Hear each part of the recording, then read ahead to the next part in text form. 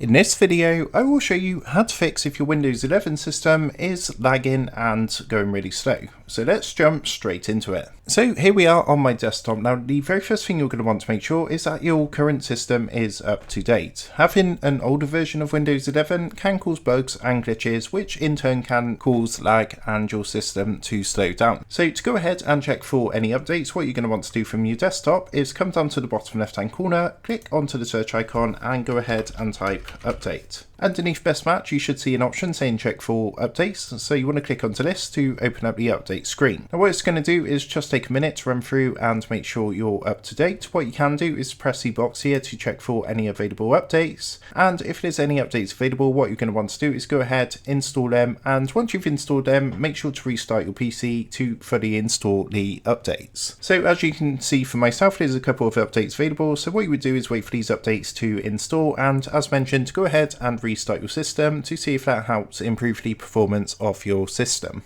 So the next thing you can try is actually disabling any apps that are due to start up when your system starts up. By doing this, it's going to prevent any issues with lagging and enable your PC to operate a lot smoother and increase performance. To do that from your desktop, come back down to the bottom left hand corner, and this time in the search box you want to put startup apps. Now underneath best match you're going to see startup apps. Go ahead and click onto this to open up a screen like this, and as you can see on my PC, this is all the current apps that are due to start up automatically. So if there's any of these that you don't really use, what you can do is just toggle the switch off, and that's going to go ahead and stop these from starting up when your PC starts up, which in turn is going to improve the performance and help with any lag issues.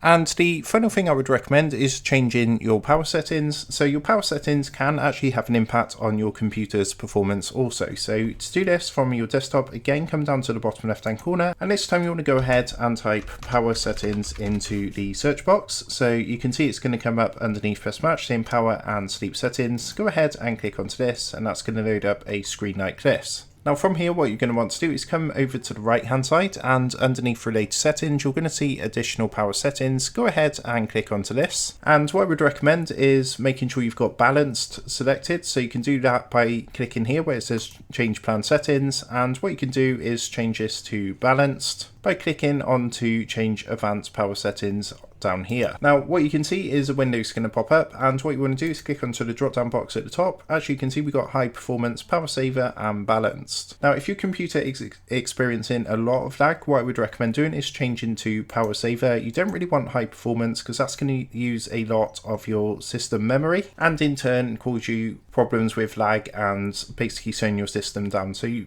what I would recommend is try and balance first of all, but if you're still experiencing lag, I would go to the power saver option. And of course, any changes you make from here, you want to click apply and OK. So that's how to go ahead and fix any problems with lagging or your PC slowing down on Windows 11. I hope this tutorial did help you out today, and if it did, I would really appreciate it if you was to consider dropping down below the video, leaving a like and also subscribing to the channel.